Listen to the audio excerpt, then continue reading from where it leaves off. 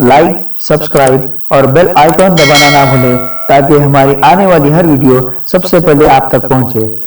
और आपके कोई सजेशंस हो तो कमेंट बॉक्स में कमेंट करना ना भूलें।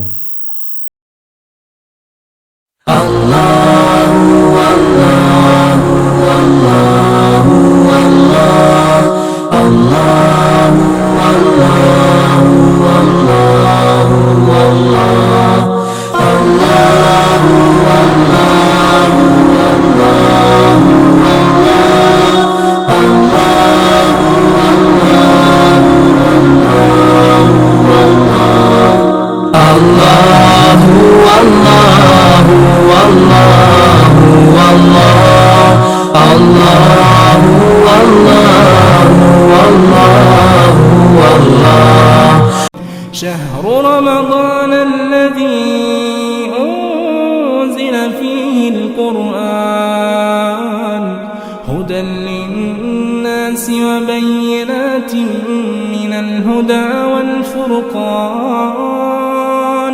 فمن شهد منكم الشهر فليصمه ومن كان مريضا أو على سفر فعدة من أيام أخر۔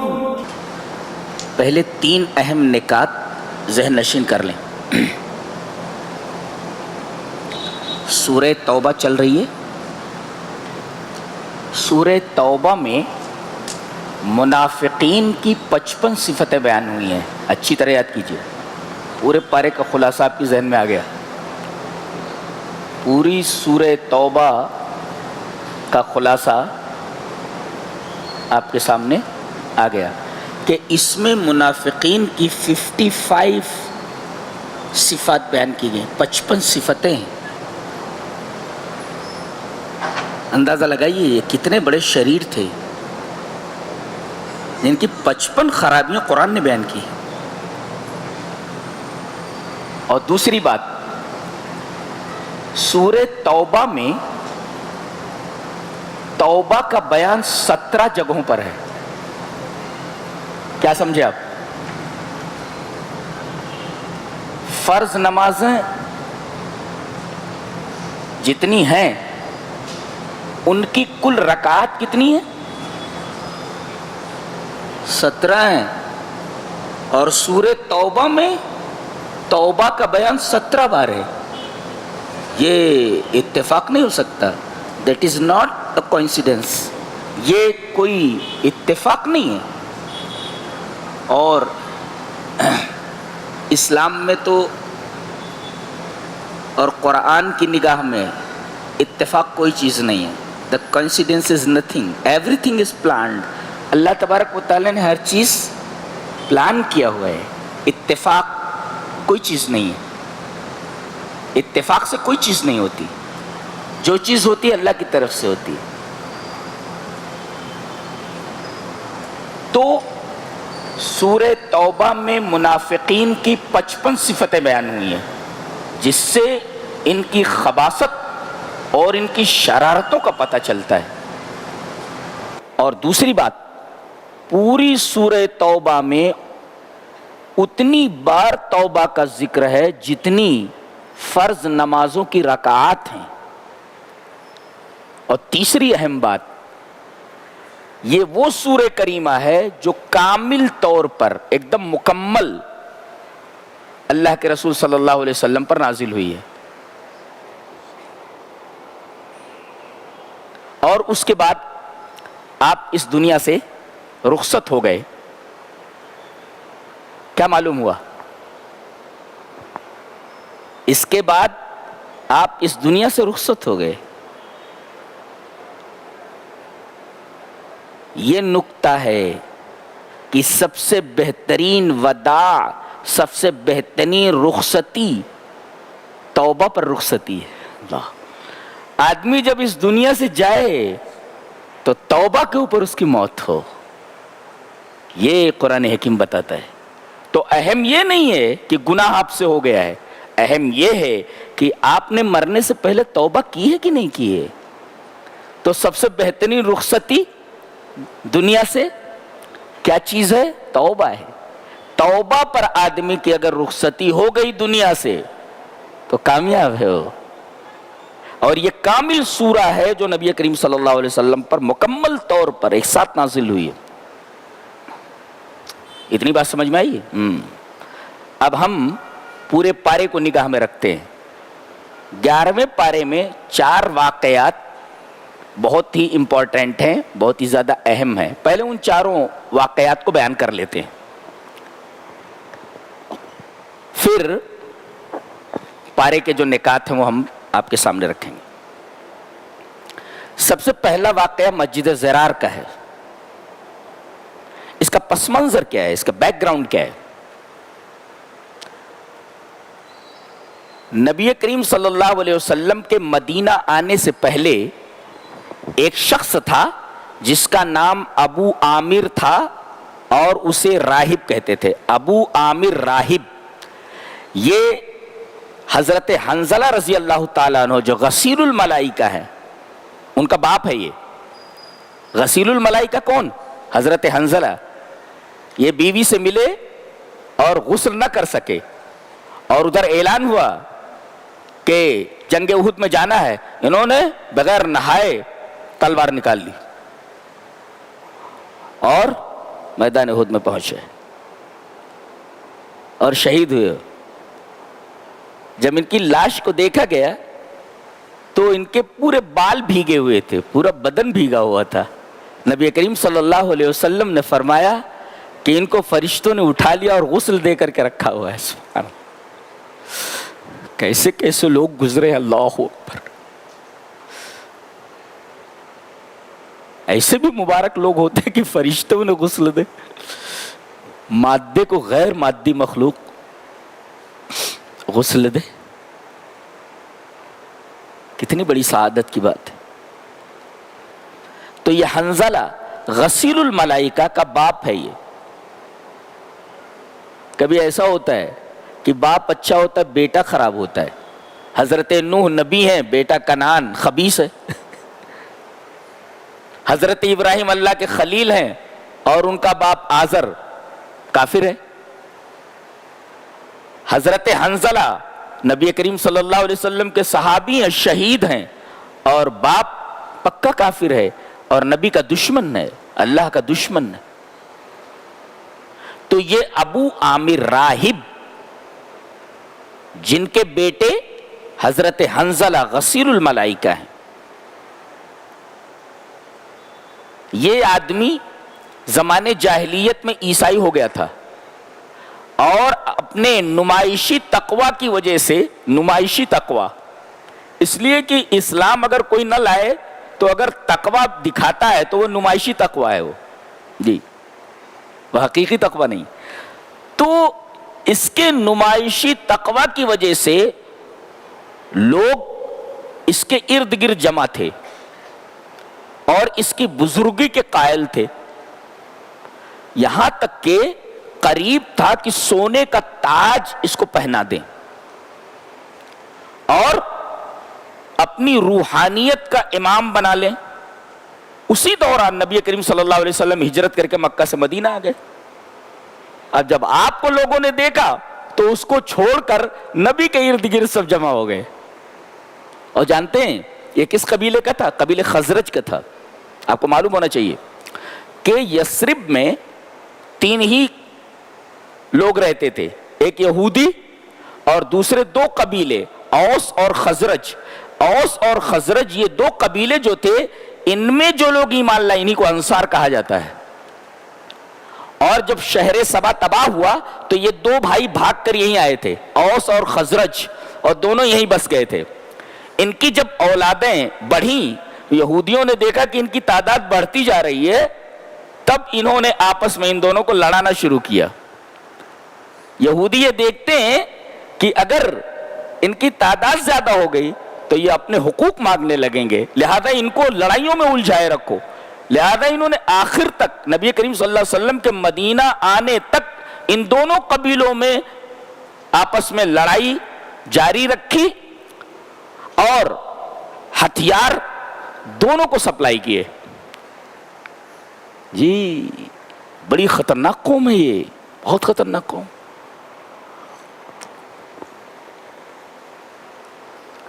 جب بھی دنیا میں کوئی فتنہ نیا اٹھتا ہے وہ اشارے سے بتا دیتے ہیں تربت میری، بتاتے ہیں اسی قبر سے سارا فتنہ اٹھ رہا ہے.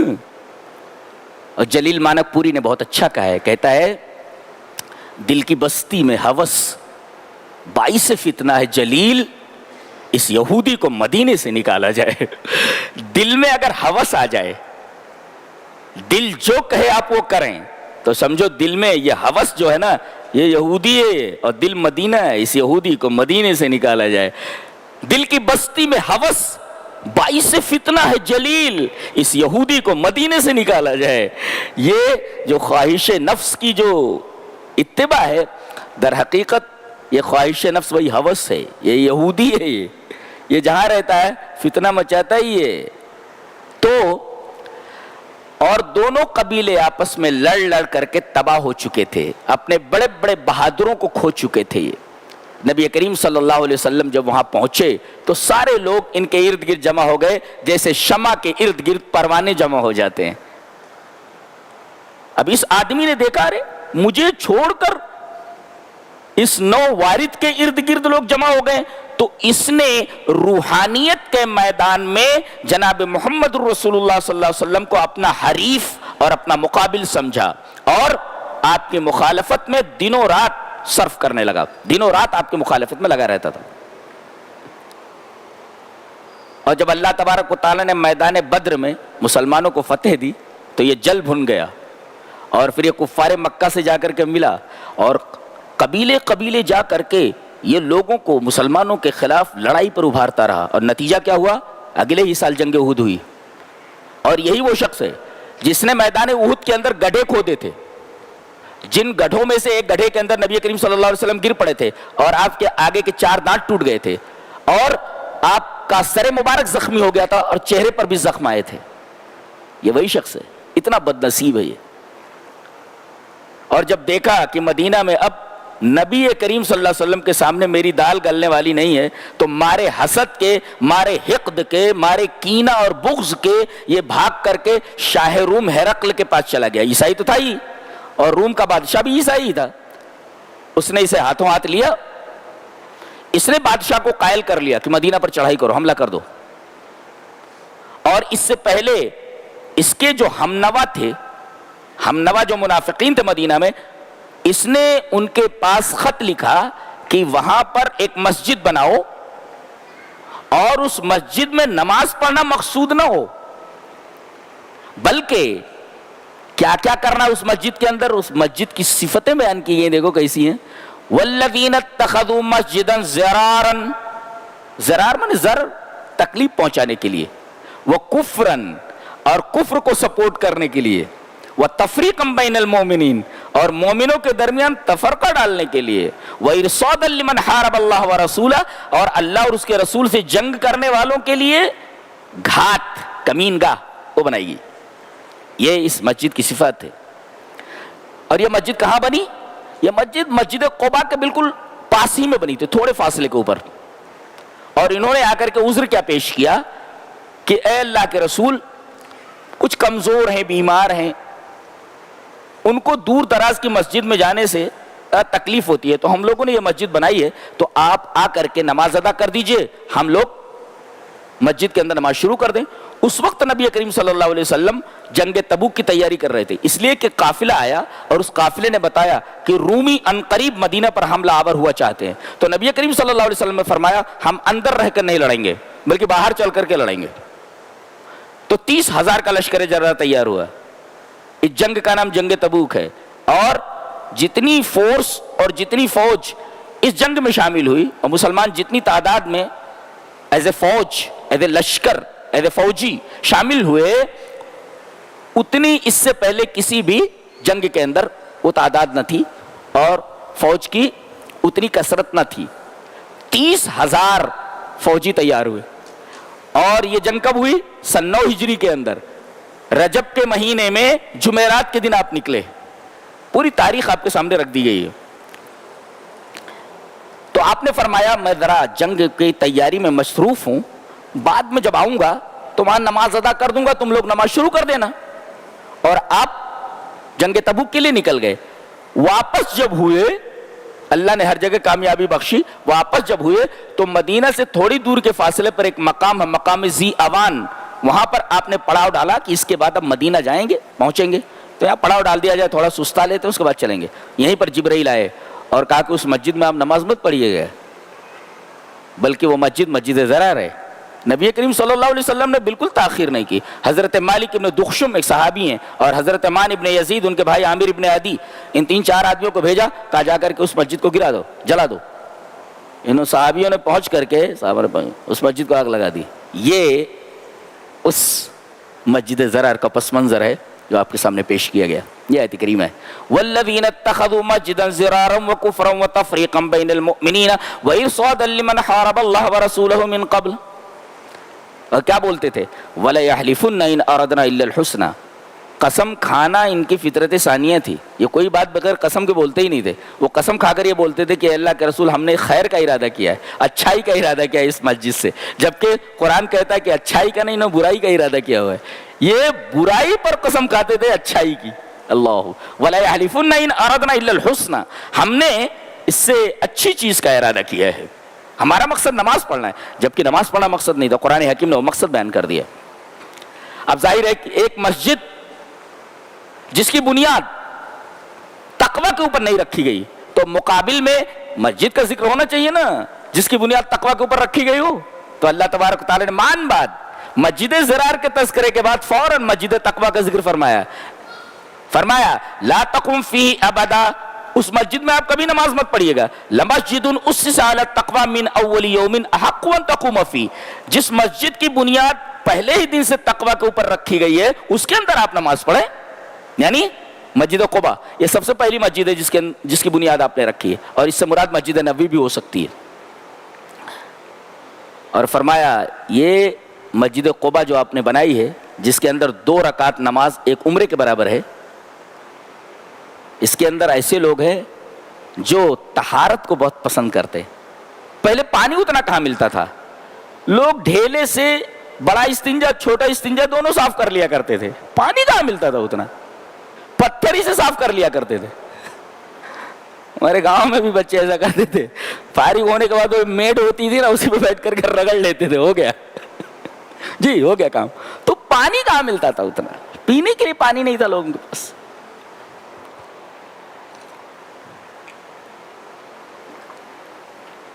تو یہ ڈھیلا بھی لیتے تھے اور پانی بھی لیتے تھے. اور فرمایا کہ اس مسجد میں آپ کھڑے ہوں, اس مسجد میں آپ نماز پڑھیں. واللہ یحب المطہرین, اللہ بہت زیادہ طہارت کرنے والوں کو بہت پسند کرتا ہے. جتنی پاکی آپ پسند کریں گے اتنا ہی اللہ تبارک تعالیٰ آپ سے محبت کرے گا. 5 وقت تو آپ وضو بناتے ہی ہیں, تو ویسے بھی اللہ آپ سے محبت کرتا ہے. بہت بڑی بات ہے پاکی اختیار کرنا.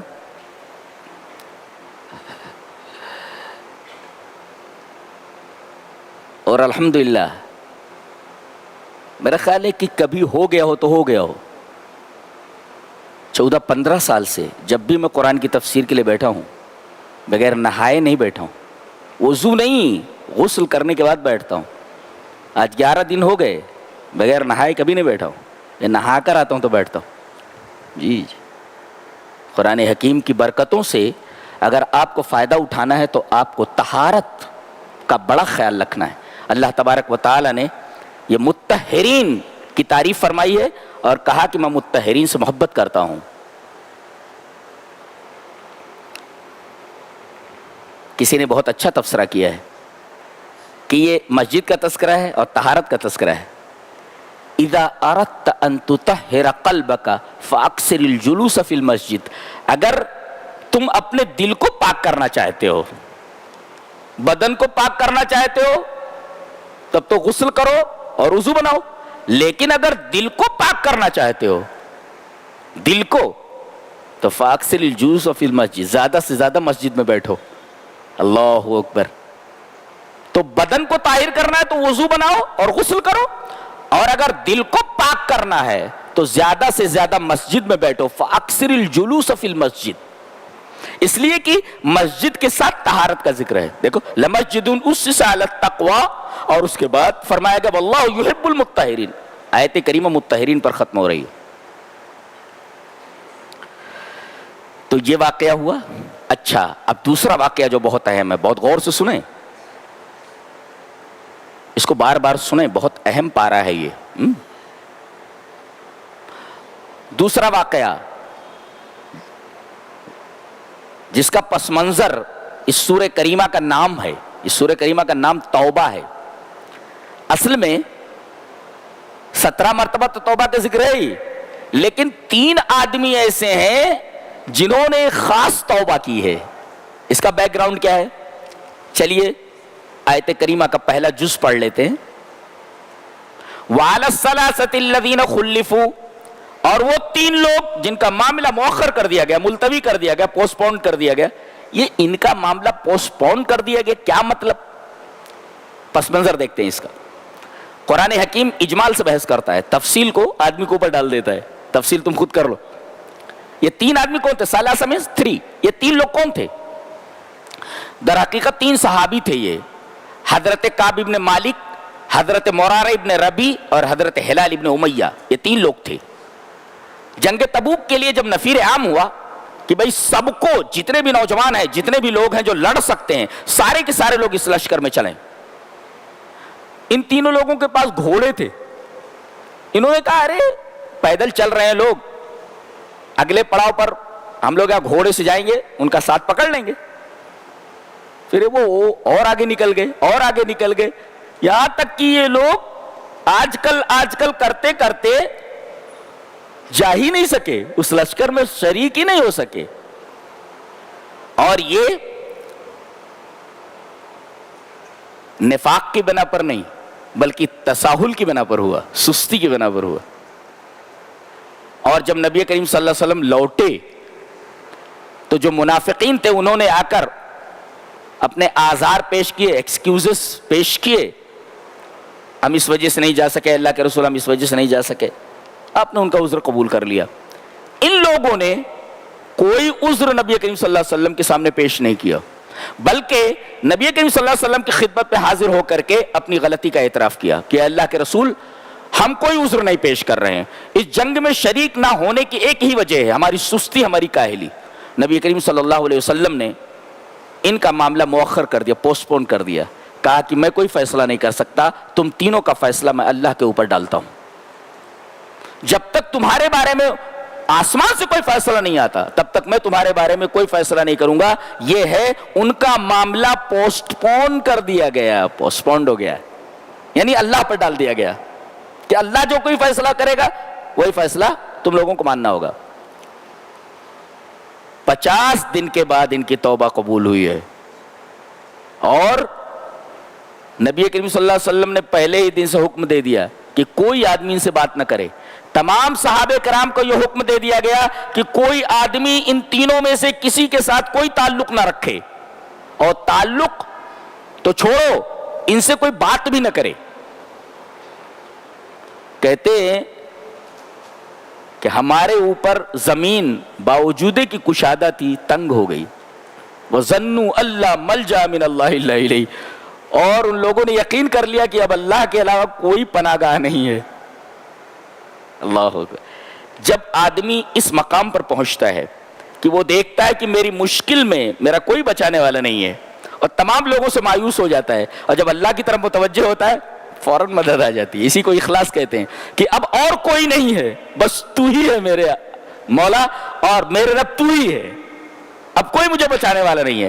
جب تمام چیزوں سے مایوس ہو جاتا ہے کہ یہ چیزیں میری مدد نہیں کر سکتی, اور یقین کر لیتا کہ اب صرف اللہ ہی ملجو ماوا ہے میرا, وہی پناہ گاہ ہے, پھر اللہ کی مدد آ جاتی ہے. 50 دن کے بعد ان کی توبہ قبول ہوئی. پہلے ہی دن سے کہہ دیا گیا ان سے کوئی تعلق نہ رکھے, ان سے کوئی بات چیت نہ کرے, اور 40 دن کے بعد کہہ دیا گیا کہ تم لوگ اپنی بیویوں سے دور رہو. ان کی بیویوں سے کہہ دیا گیا کہ اپنے اپنے میکے چلی جاؤ, یہاں نہیں رہنا ان کے ساتھ. اللہ, بیویوں سے تھوڑا بات چیت کر لیا کرتے تھے, یہ بیویاں بھی چلی گئیں, تو کیا حال ہوا ہوگا ان کا. اللہ اکبر. اور 50 دن اس کے بعد اللہ تبارک تعالیٰ نے ان کی توبہ قبول فرمائی. یہاں دیکھیے 2 مرتبہ توبہ کا ذکر ہے. اللہ کیا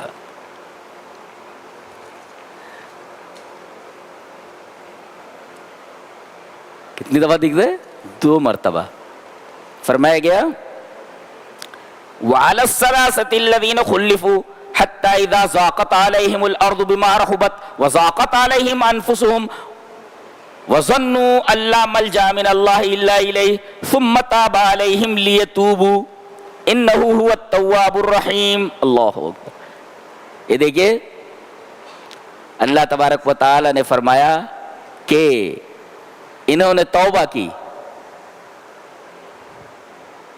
اور 2 مرتبہ توبہ کا ذکر فرمایا. یعنی توبہ کی توفیق ہم نے دی.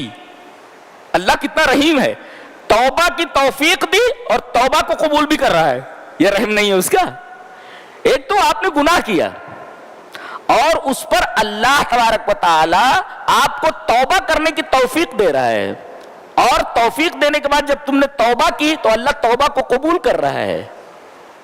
ما ارحمک یا سیدی, ما ارحمک یا ربی, تو کتنا رحیم ہے میرے رب. اے اللہ. ثم تاب علیہم لیتوبوا ان اللہ هو التواب الرحیم. بار بار توبہ کا ذکر ہے. توبہ کرنے سے پہلے مرنا نہیں ہے. توبہ اللہ کو بہت محبوب ہے, بہت زیادہ محبوب ہے.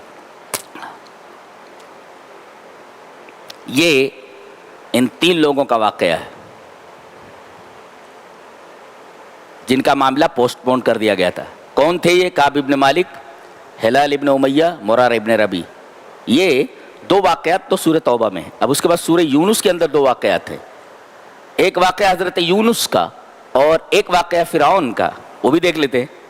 ہوا یہ کہ حضرت یونس علیہ السلام اللہ کے نبی ہیں, ان کو ایک بستی نینوا کی طرف بھیجا گیا تھا جو عراق میں ہے, بابل کے علاقے میں ہے نینوا, اور جس میں 100,000 1,00,000 لوگ تھے. قرآن حکیم نے یہ تعداد بتائی ہے سورہ صافات میں کہ بستی میں کتنے لوگ تھے؟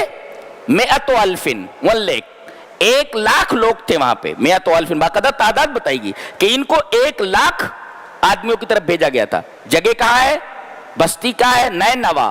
اور کس علاقے میں؟ بابل کے پاس, عراق میں. انہوں نے جب لوگوں کے سامنے دعوت پیش کی تو قوم نے ان کی دعوت پر لبیک نہیں کہا, تنگ آ گئے, اور انہوں نے اعلان کر دیا کہ تم لوگ میری بات نہیں مان رہے ہو, فلاں فلاں دن تمہارے اوپر عذاب آنے والا ہے. اور غصے کے مارے بستی سے نکل گئے. دیکھو غلطی دونوں سے ہو رہی ہے. ایک غلطی تو قوم سے ہوئی کہ انہوں نے نبی کی بات نہیں مانی, اور ایک غلطی اس نبی سے ہو رہی ہے کہ بغیر اللہ کی اجازت کے یہ بستی چھوڑ رہے ہیں. غلطی دونوں سے ہو رہی ہے. اور عجیب بات تو یہ ہے کہ دونوں نے توبہ کی بعد میں. اب جب چلے گئے اس دوران جیسا کہ انہوں نے کہا تھا عذاب آ گیا. بالکل عذاب کا بادل امٹ کر ان کے سروں کے اوپر آ گیا. فوراً انہوں نے رجوع کیا اللہ کی طرف, اور اپنی عورتوں, اپنے بچوں, یہاں تک کہ اپنے جانوروں کو لے کر کے ایک میدان میں جمع ہو گئے, اور انتہائی عاجزی تضرع سے اللہ تبارک و تعالی سے معافی مانگی, توبہ کی, اور اللہ تبارک و تعالی نے ان کی توبہ قبول فرمائی اور عذاب کو ہٹا لیا.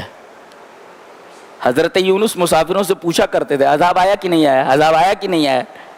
پتہ چلا کہ عذاب آیا تھا مگر ہٹ گیا. اب کہنے لگے کہ جس قوم نے میری تکذیب کی تھی, مجھے جھٹلایا تھا, اب اس قوم میں جانا نہیں چاہتا. پھر ایک ندی پار کرنا تھا, ایک دریا پار کرنا تھا, کشتی میں بیٹھے. اب اس کے بعد کشتی جب ڈاما ڈول ہونے لگی تو ان کو اٹھا کر کے ندی میں ڈال دیا گیا, دریا میں ڈال دیا گیا. ایک مچھلی آئی اور مچھلی نے ان کو نگل لیا. دیکھو سزا ملی ان کو. وہاں تو عذاب ہٹ گیا, ان کو سزا دی جا رہی ہے کہ بغیر میری اجازت کے بستی چھوڑا تم نے کیسے, اس کا مطلب یہ ہے کہ غلطی کسی سے بھی ہو، نبی سے بھی ہو، صحابی سے بھی ہو، غلطی معاف نہیں کی جاتی. غلطی کا اپنا ایک اثر ہوتا ہے. جیسے آدمی زہر کھا لے تو کوئی بھی کھا لے، مولوی کھا لے تب بھی مر جائے گا، ولی کھا لے تب بھی مر جائے گا، ایک جاہل کھا لے تب بھی مر جائے گا، عالم کھا لے تب بھی مر جائے گا. اس کا ایک اثر ہوتا ہے نا. تو گناہ کا اپنا ایک اثر ہوتا ہے. ان کو جب دریا میں ڈال دیا گیا، بڑی مچھلی آئی اور اس نے نگل لیا ان کا. کہنے لگے جب یہ مچھلی کے پیٹ میں پہنچے، کئی تاریکیاں ہیں. ایک تو مچھلی کے پیٹ کی تاریکی ہے، اور دوسرے دریا کی تاریکی ہے، پھر تہ بتہ جو پانی کا لیول ہے اس کی تاریکیاں ہیں. ان تاریکیوں کے اندر فنادا فی الظلمات اللہ الہ الا انت سبحانک انی کنت من الظالمین. بہت جاندار دعا ہے یہ. آدمی اس کو مصیبت میں اپلائی کر کے دیکھے. فنادا فی الظلمات، تاریکیوں میں، چاروں طرف تو تاریکی ہی ہے، ایک تاریکی نہیں ظلمات ہے. اب پکارا، اللہ تبارک و تعالی نے ان کی دعا کو قبول، فاستجبنا لہ، ہم نے ان کی دعا قبول کی اور کہا کہ یہ دعا صرف انہی کے لیے نہیں ہے قبول کرنے کے لیے، جو بندہ بھی اس کے ذریعے دعا مانگے گا. وہ کذالک ننجی المؤمنین، قیامت تک ہم مومنوں کو نجات دیتے رہیں گے اگر یہ دعا کرتا ہے تو. یہ صرف حضرت یونس کے لیے خاص نہیں ہے. اللہ کا کوئی بھی بندہ، میرا کوئی بھی بندہ اگر پریشانی میں ہے اور حضرت یونس علیہ السلام کی اس دعا کے وسیلے سے کوئی بات مجھ سے کہتا ہے، کوئی چیز مانگتا ہے، کسی مشکل کے دور کرنے کی ہم سے طلب کرتا ہے، تو ہم اس کی مشکل دور کر دیتے ہیں. اللہ نے کیسے ان کو مچھلی کے پیٹ میں رکھا، حیرت کی بات ہے. مچھلی کے پیٹ کی خصوصیت جانتے ہیں آپ؟ میں نے پڑھا ہے، آپ وہ انٹرنیٹ پہ دیکھیں، اتنی گرمی ہوتی ہے اس کے پیٹ میں کہ لوہا پگھل جاتا ہے. جی جی جی اتنی گرمی ہوتی ہے. آپ نیٹ پہ مار کے دیکھیے اس کے پیٹ کی جو گرمی ہوتی ہے کتنے لیول کی ہوتی ہے، نہائی لیول کی ہوتی ہے. لوہا پگھل جاتا، حدید پگھل جاتا، لوہا پگھل جاتا ہے. بتائیے مچھلی کے جس پیٹ کے اندر لوہا پگھل جائے، اللہ تبارک و تعالیٰ نے ان کو اس جگہ محفوظ رکھا. کیا مطلب؟ اگر آدمی اللہ سے توبہ کر لے تو اللہ تبارک و تعالیٰ کہیں آپ پگھلنے والے ہوں تو اس پگھلنے والی جگہ سے بھی آپ کو نجات دے دے گا. تو کائے کو ڈر رہے ہیں ہم؟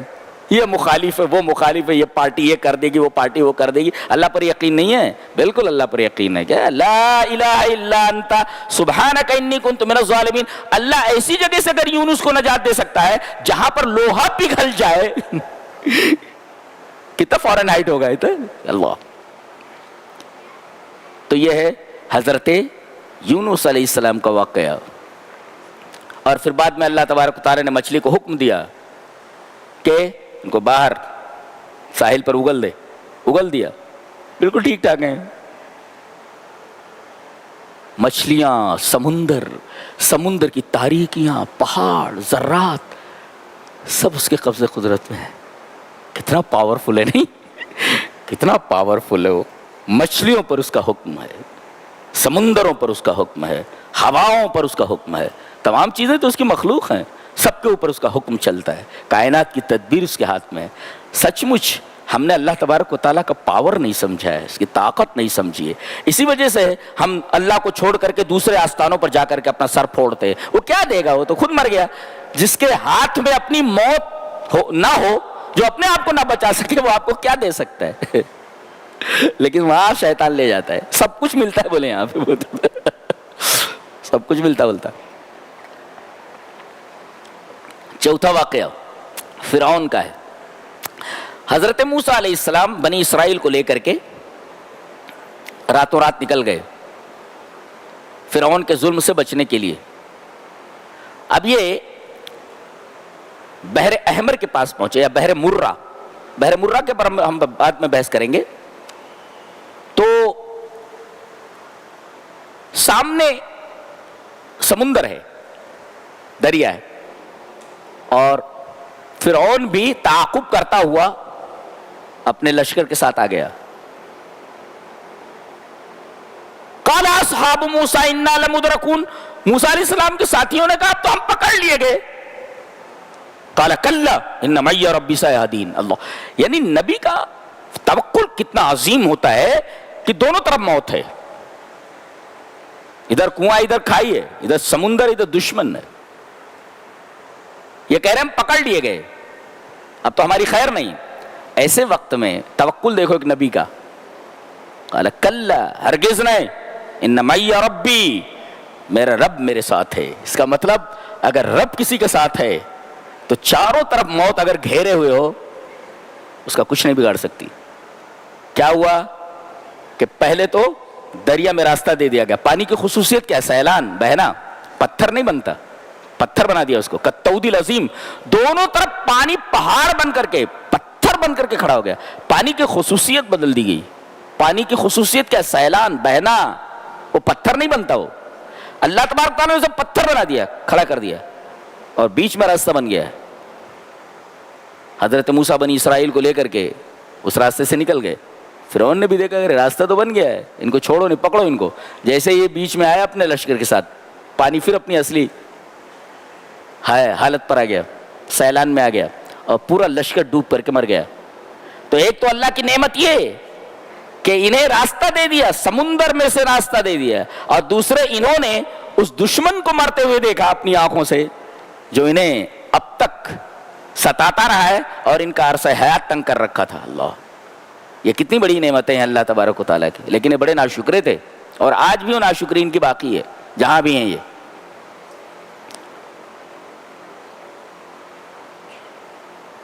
پھر اس کے بعد اللہ فرماتا ہے کہ جب یہ ڈوبنے لگا یہ تو کیا بولتا ہے معلوم ہے؟ زندگی بھر تو کہتا رہا انا ربکم الاعلی, میں تمہارا سب سے بڑا رب ہوں. اب جب پھنسا, حتی اذا ادرکہ الغرق, جب غرق ہونے کے قریب ہوا تو قال آمنت. دیکھو یہ دعا کیسی ٹیڑھی مانگ رہا ہے, دیکھو ایسے وقت میں بھی کتنا بدماش ہے یہ. دیکھو زندگی میں سدھرا نہیں تو موت کو تو کیا سدھرتا. مومن کا شعر ہی نہیں, زندگی ساری کٹی عشق بتا میں مومن, آخری وقت میں کیا خاک مسلمان ہوں گے. تو یہ بندہ غرق کے جب قریب ہوا, قال آمنت انہ لا الہ الا الذی آمنت بہ بنو اسرائیل. اتنا ٹیڑھا کرنے کی کیا ضرورت ہے؟ میں ایمان لایا کہ نہیں ہے کوئی معبود اس ذات کے علاوہ جس پر بنی اسرائیل ایمان لائے. یہ دیکھو گھما رہا ہے پورا. کہہ دینا چاہیے تھا نا کہ میں اس پر ایمان لایا جس کے علاوہ کوئی معبود نہیں. میں اس ذات پر ایمان لایا, لا الہ الا الذی, نہیں ہے کوئی معبود سوائے اس کے جس پر بنی اسرائیل ایمان. یہ کیا ہے؟ دیکھو گھما رہا ہے, کیسا گھما رہا ہے. اب آواز دی جا, الان, اب, ناؤ, وقد عصیت, اس سے پہلے نافرمانی کرتا رہا, وقد عصیت قبل وکنت من المفسدین, فسادی کہیں گے, اس سے پہلے تجھے یہ نہیں سوجی تھی. اس کا مطلب یہ ہوا کہ ایمان باس معتبر نہیں ہے. عذاب کو دیکھ لینے کے بعد اگر کوئی آدمی ایمان لاتا ہے تو ایمان معتبر نہیں. ایمان باس بولتے اس کو. فرشتوں کو دیکھنے کے بعد یا عذاب دیکھنے کے بعد ایمان معتبر نہیں. اللہ نے فرمایا میں تیری لاش کو, تیرے بدن کو نجات دے دوں گا تاکہ آنے والے لوگوں کے لیے تو نشانی بن جائے. کہتے ہیں کہ کیریو کے میوزیم میں, قاہرہ کے میوزیم, اب بھی اس کی لاش موجود ہے. اور لوگ بتاتے ہیں کہ خصوصیت یہ ہے کہ جتنی بھی لاشیں سب ممیفائڈ ہیں, ہنوش شدہ ہے, ممی کی ہوئی, لیکن یہ لاش بغیر ممیفائڈ کے اب تک ویسی کی ویسی ہے. یہ اللہ تبارک و تعالیٰ کا یہ جو وعدہ تھا, اس وعدے کو پورا فرمایا. میں نے اس کو اس میں دیکھا ہے نیٹ کے اوپر کس طریقے سے یہ لاش بغیر ممی کی ہوئی, بغیر ہنوش شدہ رکھی ہوئی. تو یہ واقعہ فرعون کا ہے. تو گویا کہ کتنے واقعات ہو گئے؟ 4 واقعات. اب ہم اس پارے کے نکات کے اوپر بحث کریں گے. فرمایا والسابقون الاولون من المهاجرين والانصار والذين اتبعوهم باحسان رضي الله عنهم ورضوا عنه واعد لهم جنات تجري تحتها الانهار خالدين فيها ابدا ذلك الفوز العظيم. ایک بہت پیاری بات بتانے جا رہا ہوں, شاید زندگی میں آپ نے سنی ہو. اور جس جنت کو طلب کرنے کے لیے ہم لوگ اتنی محنت کر رہے ہیں اور اللہ سے جنت مانگ رہے ہیں, وہ جنت کو دیکھو کیسی ہے. سابقون الاولون, پہلے ایمان لانے والے, ایمان میں سبقت کرنے والے, ایمان پیش کیا گیا, دوڑ کر کے ایمان قبول کر لیا. کون لوگ؟ انصار میں کے بھی اور مہاجرین میں کے بھی, مکہ والے بھی اور مدینہ والے بھی. اچھا, یہ والذین اتبعوہم باحسان, اور جو لوگ ان کے بعد احسان کے ساتھ ان کو فالو کرنے والے ہوئے، یہ سابقون الاولون. پھر انہی کے پیچھے جو لوگ چلے، یعنی ان کی اتباع جنہوں نے کی احسان کے ساتھ. کیا مطلب؟ احسان کی قید لگی کہ یہ لوگ پہلے ایمان لائے اور جن لوگوں نے ان کو فالو کیا احسان کے ساتھ. احسان کے ساتھ کیا مطلب؟ فی العقائد والاقوال والافعال طلبا لمرضات اللہ. اللہ کو راضی کرنے کے لیے جن لوگوں نے ان انصار اور مہاجرین میں کے جو سابقون الاولون ہیں، ان کے اعتقاد میں، ان کے عقیدے میں، ان کے اقوال میں، ان کے افعال میں ان کو فالو کیا. تو ایک تو سابقون الاولون ہیں اور پھر ان کو فالو کرنے والے لوگ ہیں. ان سب کے لیے رضی اللہ عنہم ورضوا عنہ. اچھا، یہ سابقون الاولون کون ہے؟ کیسے ہم جانیں کہ سابقون الاولون ہے؟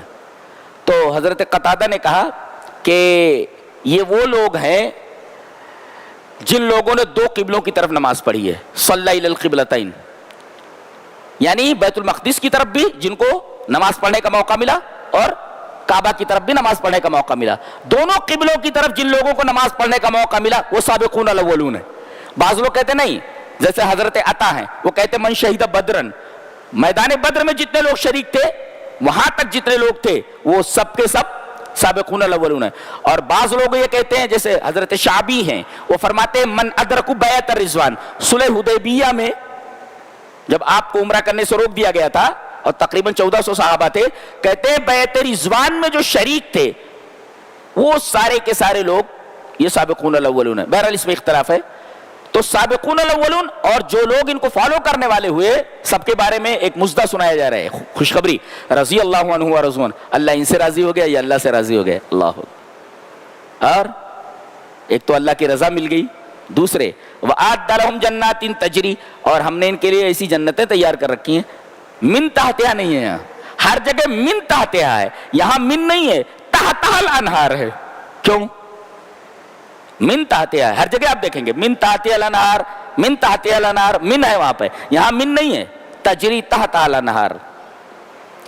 اس کی دو توجیحات کی ہے مفسرین نے، کہ ایک ہے کہ ایک باغ ہے اور اس باغ کے اندر آپ کا بنگلہ بنا ہوا ہے، آپ رہ رہے ہیں، اور اس باغ کے اندر جو پانی آ رہا ہے تاکہ درخت مرجھائے نہ، پژمردہ نہ ہوں، یہ پانی باہر سے آ رہا ہے، دوسرے ایریے سے آ رہا ہے. ان الانہار تکون آتیۃ من موقع آخر. مفسر لکھتا ہے کہ یہ جو نہر ہے یہ آپ کے باغ سے باہر سے آ رہا ہے. یہ نہر کیا سمجھے آپ؟ جب یہ آپ کے حد میں نہیں ہے تو ہو سکتا ہے کوئی اس نہر کو بند کر دے تو آپ کے باغ میں پانی کیسے آئے گا؟ تو یہ ہے من تحتہا الانہار، یعنی باہر سے پانی آپ کے بنگلے میں آ رہا ہے اور آپ کے باغ میں آ رہا ہے. اور تحتہا الانہار کا مطلب ہے باہر سے نہیں آ رہا ہے، نہریں وہیں ہیں جہاں آپ کا بنگلہ ہے، جہاں آپ کے باغات ہیں، نہریں وہیں سے نکل رہی ہیں. اللہ اکبر. یہ فرق ہے. اور ایک صاحب کہتے ہیں تجری تحتہا الانہار، آپ کا باغ ہے اور آپ کا بنگلہ ہے، اس کے نیچے سے پانی جا رہا ہے. وہ تو آج دیکھو نا پل بنا ہوا ہے، مبنا یہ عمارت ہی تو ہے، پل، اس کے نیچے سے پانی بہ رہا ہے. تو ذرا سوچو کہ اللہ تبارک و تعالی پانی میں آپ کا محل تیار کیے ہوئے، پانی میں بھی آپ کے محل لاتے ہیں، پانی میں بھی. وہ کہتے ہیں ان بیوتہم داخل الماء. ایک مفسر کہتا ہے کہ پانی میں آپ کا محل ہے، یعنی ارے بھائی ہوا میں اگر مکان بنایا جا سکتا ہے تو وہ تو جنت ہے، کچھ بھی ممکن ہے، ایوری تھنگ از پاسبل. تو ہر چیز ممکن. تو اللہ تبارک و تعالی نے پانی کے اوپر مکان بنا رکھا ہے آپ کا. کبھی کشمیر جاؤ تو شکاروں پر بیٹھ کر وہ جو نائے ہوتی ہے اس میں ساری چیزیں آپ کو ملیں گی، کھانا پینا ساری چیزیں، اور وہ چلتا پھرتا گھر رہتا ہے. تو جب دنیا میں جھیلوں کے اوپر ایسے مکانات بنا دیے گئے ہیں جو چلتے رہتے ہیں، تو کچھ جنتیں ایسی آپ کو دے دی جائیں جو پانی کے اوپر ہوں، آپ کے مکانات پانی کے اوپر بنے ہوئے، نیچے سے نہریں جا رہے ہوں. ممکن تو ہے ہی ہے نا، ایوری تھنگ از پاسبل. جنت ہے وہ کہ مال عین الرأت، جسے آنکھوں نے دیکھا نہیں वला उज़ुनुन समिअत, कानों ने सुना नहीं, वला खतर अला क़ल्ब बशर, किसी आदमी के ज़हन और दिमाग में उसका ख्याल भी नहीं गुजरा होगा कि अल्लाह ने कैसी बिल्डिंगें, कैसे मकानात तैयार कर रखे। यहाँ तो हम देखते हैं कि भाई मकान ऐसे बनता है, लेकिन वहां पर मकान बनाने का तरीका और मकान बनाने की स्टाइल ऐसी होगी कि हम सोच भी नहीं सकते कि ऐसा भी मकान बनता है क्या। अल्लाह, everything is possible in paradise है।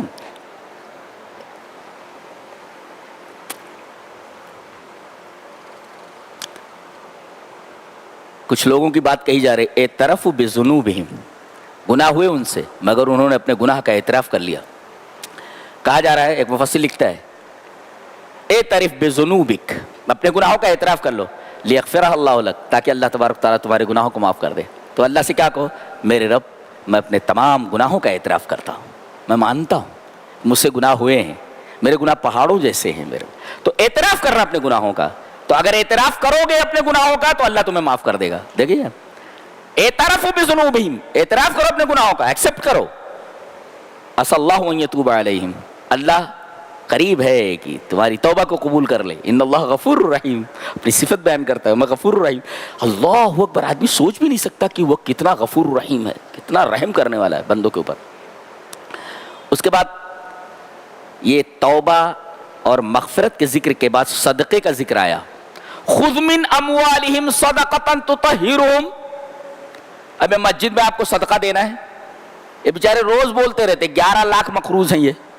मैंने कई बार कहा कि कोई प्रॉपर्टी बेच करके अपने दे दे भाई। एक साहब ने 1 लाख रुपया अल्हम्दुलिल्लाह कोई जगह बेच करके उनके पास रखी हुई थी, उन्होंने दे दिया ला करके। जी, तो बेच डालो, कोई प्रॉपर्टी बेच करके दे दो ना, 6-7 लाख रुपए का इंतजाम करके दे दो।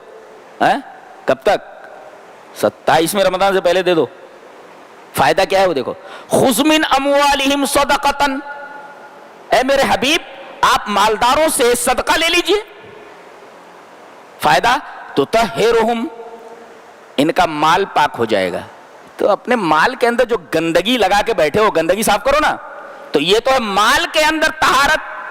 वो तो ज़क्कीहिम बिहा, और इनके दिल को भी पाक कर लीजिए। इनके दिलों में जो माल की मोहब्बत है, ये माल की मोहब्बत गंदगी है, ये गंदगी भी निकल जाए।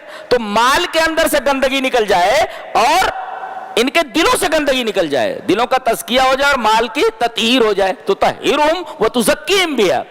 और ऐ हमारे हबीब जो सदका दे रहे हैं, आप उनके लिए दुआ फरमाइए। है इसका मतलब जो आदमी सदका अल्लाह की राह में दे देता है, आज भी नबी की दुआ उसके लिए है। वसल्लि अलैहिम, ऐ नबी उन पर आप जो है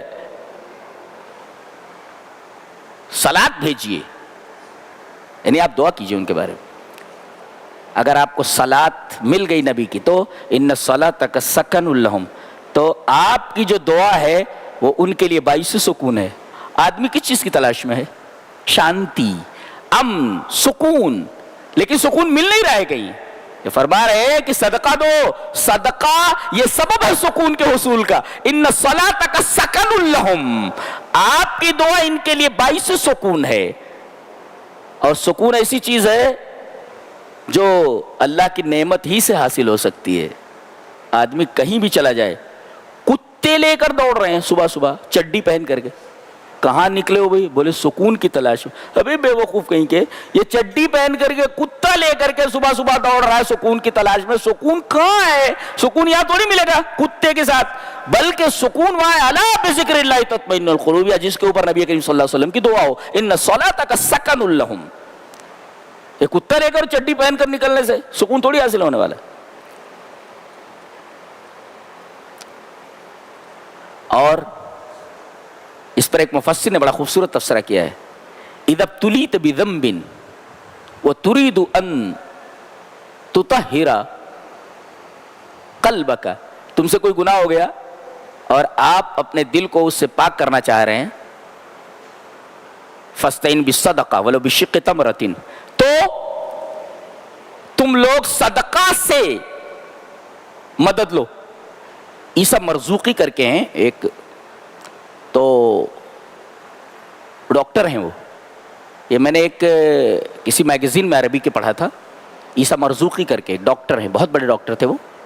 तो उनको कैंसर हो गया, अचानक ही उनको फाइंड आउट हुआ, कुछ तकलीफ हुई, تو چیک اپ کرایا تو پتا چلا کہ کینسر ہے اور آخری سٹیج پر ہے. بہت پریشان ہوئے اور بہت مالدار تھے وہ, اور ان کے سامنے وہ حدیث آئی, وداؤ مرضاکم بالصدقہ, اپنے مریضوں کی دوا کرو. حدیث صحیح ہے وہ, اپنے مریضوں کی دوا کرو صدقے سے. ہاں, علاج بالصدقہ, صدقے کے ذریعے علاج کرو. انہوں نے ایک انتہائی مجبور اور لاچار بیوہ کو, جس کے چھوٹے چھوٹے بچے تھے, جو بڑی تنگی ترشی سے زندگی گزار رہی تھی, اپنی پراپرٹی اس کے نام لکھ دی پوری کی پوری. اس کے بعد کچھ دنوں کے بعد چیک اپ کرایا تو کینسر تھا ہی نہیں, کینسر تھا ہی نہیں. تو داؤ مرضاکم بالصدقہ, نبی نے فرمایا کہ اپنے مریضوں کی دوا کرو صدقہ دے کر کے. اگر آپ کو کوئی بیماری ہے صدقہ دو, آپ تو نکال لے کہ نہیں بھائی, 4-5 لاکھ روپے نکال کر کے دو ان لوگوں کو. وہاں چلاتے رہتے میں مسجد کے لو دو, مسجد کے لو, چلانے کی ضرورت نہیں ہے, دے دو ان کو 4-5 لاکھ روپیہ دے دو, بقیہ انتظام ہو جائے گا. جی اگلی آیت بڑی پیاری, الم یعلموا ان اللہ هو يقبل التوبۃ عن عباده ويأخذ الصدقات. عجیب, ایک مفسر لکھتا ہے کہ اللہ کا رحم دیکھو کہ مالدار گناہ کرتا ہے اور مالدار سے کہتا ہے کہ یہ گناہ ہو گیا نا, صدقہ دے, صدقہ دے, اور وہ صدقہ فقیر کو دیتا ہے. تو اللہ کتنا رحیم ہے کہ امیر جو ہے گناہ کرتا ہے اور اس سے بولتا ہے تو صدقہ دے, اور یہ صدقہ فقیر تک جاتا ہے, گناہ کی وجہ سے صدقہ وہاں تک پہنچا. دیکھو اللہ کتنا رحیم ہے. اللہ وَيَأْخُذُ الصَّدَقَاتِ وَأَنَّ اللَّهُ هُوَ التَّوَّابُ الرَّحِيمُ. اور کسی نے بہت اچھا لکھا ہے, کہتا ہے کہ تم فقیر کو اپنی سر کی آنکھ سے مت دیکھو کہ وہ صدقہ لے رہا ہے, بلکہ دل کی آنکھ سے دیکھو کہ یہ صدقہ اللہ لے رہا ہے. وَيَأْخُذُ الصَّدَقَاتِ, اللہ صدقہ لے رہا ہے. تو ہم یہ دیکھ رہے ہیں کہ ہم غریب کو دے رہے, غریب صدقہ لے رہا ہے. یہاں دل کی آنکھ سے دیکھو تو پتا چلے گا کہ اللہ صدقہ لے رہا ہے. وَيَأْخُذُ الصَّدَقَاتِ, اللہ صدقے لے رہا ہے. یہ دیکھو, تو اگر سر کی آنکھوں سے دیکھو گے تو پتا چلے گا کہ غریب صدقہ لے رہا ہے, لیکن اگر دل کی آنکھوں سے دیکھو گے تو پتا چلے گا کہ اللہ صدقہ لے رہا ہے. ارے کون بدبخت ہوگا, بد نصیب ہوگا جو اللہ کو صدقہ نہ دے اور اللہ کے گھر کے لیے نہ دے. اس سے زیادہ اور کیا بولا جا سکتا ہے, کیا کہا جا سکتا ہے. کہتے ہیں کہ ایک خریدار ہے اور ایک مبی ہے, اور ایک بائع ہے, ایک مبی ہے اور ایک مشتری ہے. خریدار ہے, بیچنے والا ہے, اور سامان ہے. اللہ خریدار ہے, مشتری ہے. بائع کون, بیچنے والا کون, مومن. اور مبی کیا ہے, آدمی کا مال اور جان. ان اللہ اشتری من المؤمنین, دیکھیں کیا ہے ان اللہ اشتری من المؤمنین انفسهم واموالهم بان لهم الجنہ, جان اور مال.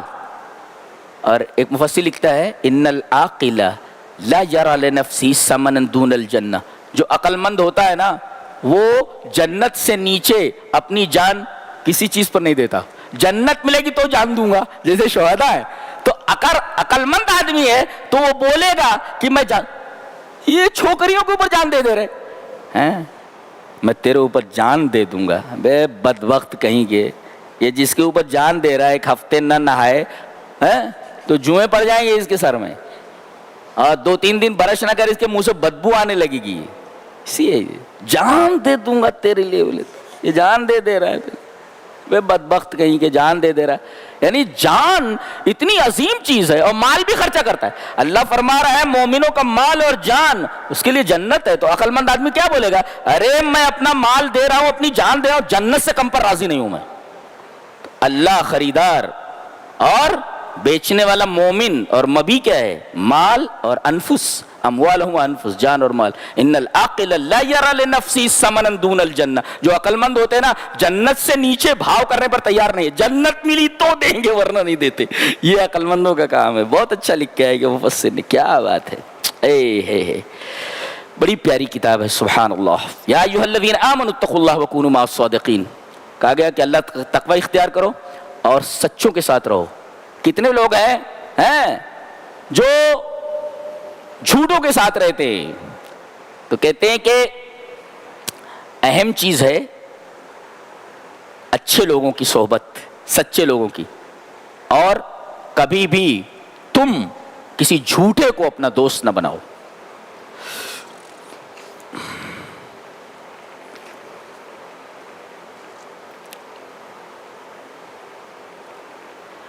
फरमाया जा रहा है कि अल्लाह दुनिया छोड़ने के लिए नहीं बोलता, बल्कि दुनिया में फंस करके आखिरत को फरामोश कर देने वालों से नफरत करता है.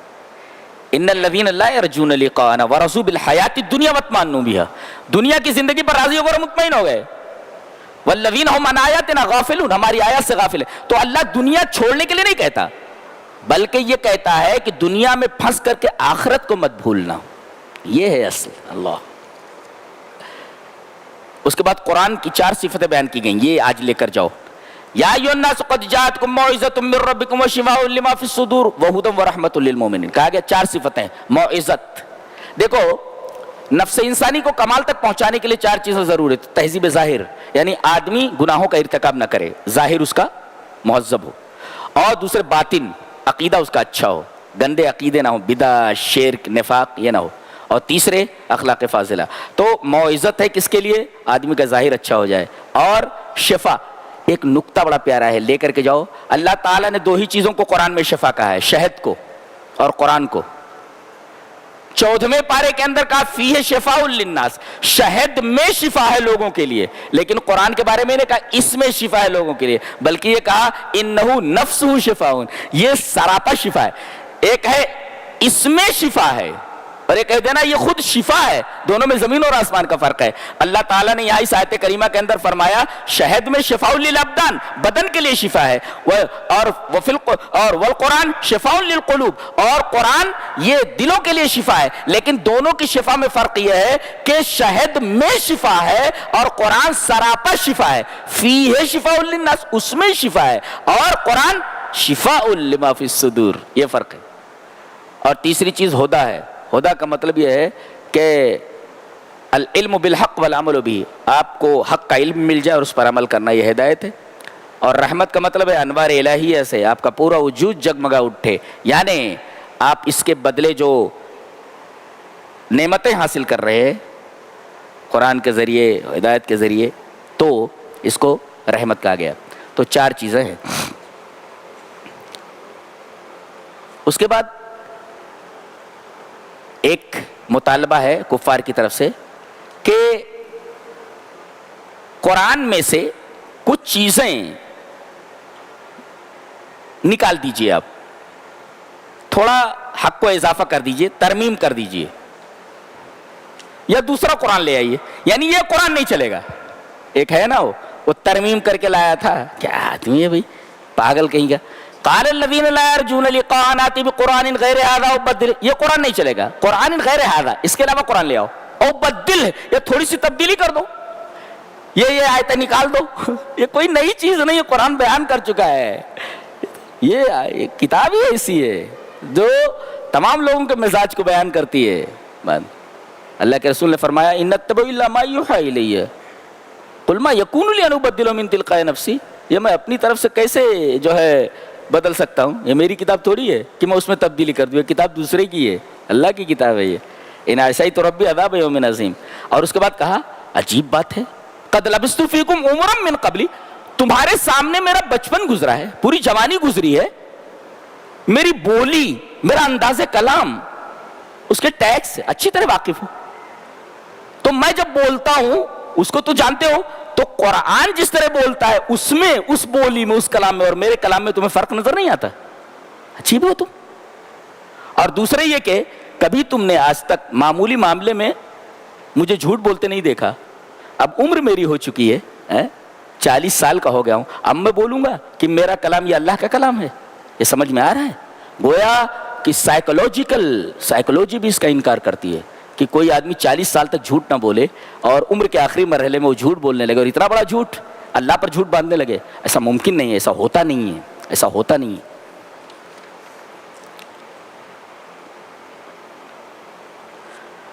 कहा कि 3 चीजों से बचो, ये तुम्हारे ऊपर लौट आएंगी, मक्र और बदहदी और तीसरे जुल्म. اگر کسی کے اوپر ظلم کرتے ہو ظلم لوٹ کر آنے ہی والا. انما بغیکم علی انفسکم, تمہارا ظلم تمہارے اوپر آنے والا. اور المکر لا یحیق المکر السیء الا باہلہ, اگر کسی کے ساتھ مکاری کر رہے ہو تو وہ مکاری تمہارے اوپر آئے, کسی کے اوپر چال چل رہے ہو تو وہ چال تمہارے اوپر پلٹ کر آنے ہی والی ہے. لہذا ہم لوگوں کو گھبرانا نہیں چاہیے کہ ہمارے خلاف کوئی چال چل رہا ہے, یہ چال اس کے اوپر لوٹنے ہی والی ہے. سترجعوا الیہم, ان کے اوپر لوٹنے ہی والی ہے. 3 چیزیں, بدعہدی اگر آپ نے کی ہے تو بدعہدی آپ کے اوپر لوٹنے والی, مکاری کر رہے ہیں کسی کے ساتھ چال چل رہے ہیں وہ چال آپ کے اوپر لوٹنے والی ہے, اور اسی طریقے سے اگر آپ نے کسی کے اوپر ظلم کیا ہے وہ ظلم آپ کے اوپر لوٹنے ہی والا ہے. اس کے بعد ایک ہے للذین احسنوا آیت کریمہ ہے واللہ یدعو الی دار السلام, اگر کوئی دعوت دے تو دعوت کو قبول کرنا چاہیے کہ نہیں؟ قبول کرنا چاہیے نا, یہ حق ہے. اور اللہ اگر دعوت دے تو انسانوں کی دعوت کو آپ ٹھکرا نہیں سکتے, اللہ کی دعوت کو کیسے ٹھکراتے؟ اور وہ کدھر بلا رہے؟ دار السلام. اس کا مطلب یہ ہے کہ دنیا دار السلام نہیں ہے, یہاں امن ہے ہی نہیں, یہاں سلامتی ہے ہی نہیں, یہاں ٹینشن, آدمی ٹینشن سے نکلتا نہیں کہ دوسرا ٹینشن سر اٹھائے کھڑا رہتا ہے. یہ رہنے کی جگہ ہی ہے جہاں چاروں طرف اشانتی پھیلی ہو. ہماری جنت میں آ جاؤ, یہ دار السلام ہے, یہ یہاں سلامتی ہی سلامتی. اور کس کو دیتا ہے؟ دیکھو ایک ہوتا ہے دعوت دے دینا آ جاؤ, لیکن پتہ نہیں دیا کہ کدھر آنا ہے. اللہ فرما رہا ہے کہ دعوت تو سب کو دی گئی ہے مگر پتہ جہاں پر کھانا ہے, کھینچنا ہے جہاں, وہاں پتہ سب کو نہیں دیا گیا. واللہ یہدی من یشاء الی صراط مستقیم, اللہ جس کو چاہتا پتہ دیتا ہے یہاں آ جانا بولے تو. بلایا سب کو مگر پتہ سب کو نہیں دیتا, یہ عجیب و غریب بات ہے. پھر اس کے بعد کہا ہماری جنت میں آ جاؤ, 2 نعمتیں دیتے ہیں. ایک تو حسنہ ہم دے دیتے ہیں, اگر آپ نے اچھے عمل کیے تو للذین احسنوا الحسنہ, جن لوگوں نے اچھے عمل کیے ان کے لیے حسنہ ہے. حسین عمل کرنے کو لوگ حسنہ کہتے ہیں. کہ حضرت ابی بن کعب کہتے ہیں, جو مفسر قرآن ہیں, کہتے ہیں کہ سال تو رسول اللہ صلی اللہ علیہ وسلم, میں نے اس آیت کریمہ کے بارے میں رسول اللہ صلی اللہ علیہ وسلم سے پوچھا کہ اللہ کے رسول حسنہ سے کیا مراد ہے, وہ زیادہ سے کیا مراد ہے؟ تو انہوں نے بتایا الحسنہ الجنہ. اللہ نے فرمایا کہ حسنہ دوں گا تو اس کا مطلب جنت, وہ زیادہ اپنا دیدار. اللہ اکبر, یہ جنت کی تمام نعمتوں میں سب سے اعلیٰ درجے کی نعمت ہے دیدار الہی. اور جنت ایسی ہے کہ اسے بیوٹیفل نہیں کہا گیا, ڈائریکٹ بیوٹی کہہ دیا گیا. ٹوٹل بیوٹی ہے وہ, بیوٹیفل نہیں بلکہ ٹوٹل بیوٹی. الحسنہ مینس بیوٹی, جی ٹوٹل بیوٹی ہے وہ, حسن ہے, حسین نہیں حسن ہے وہ. اور اس میں بھی دیدار الہی. اللہ تبارک تعالیٰ جب جنتیوں کو جنت میں ڈال دے گا پوچھے گا هل تريدون شيئا ازيدكم, do you want anything more, کیا کچھ اور چاہیے؟ تو کہیں گے اللہ سب کچھ دے دیا, اب اور کیا چاہیے؟ اللہ پوچھے گا تريدون شيئا ازيدكم, do you want anything more, کچھ اور چاہیے؟ وہ کہیں گے اللہ اتنی ساری نعمتیں دے رکھی ہیں, جنت دے دی ہے, جہنم سے بچا لیا, تو آپ کو اور کیا چاہیے؟ کہا کہ ایک چیز رہ گئی ہے, دیکھو گے فیکشف الحجاب, اللہ حجاب اٹھا دے گا. جب اللہ کا دیدار کریں گے تو جنت کی ساری نعمتیں ہیچ ہو جائیں گی. تو ایسا نہیں لگتا کہ کسی حسین عورت کو, کسی حسین لڑکے کو, کسی حسین منظر کو, کسی بیوٹیفل سین کو دیکھ کر آپ کو یہ نہیں لگتا کہ اس کا بنانے والا کتنا حسین ہوگا, کتنا خوبصورت ہوگا؟ اور وہ جو جمال حقیقی سامنے آ جائے تو آدمی کی کیا کیفیت ہوگی اندازہ نہیں لگا سکتا, بھول جائے گا آدمی. اللہ ہمیں نیک عمل اور اچھی سمجھ کی توفیق عطا فرمائے. وآخر دعوانا ان الحمد للہ رب العالمین.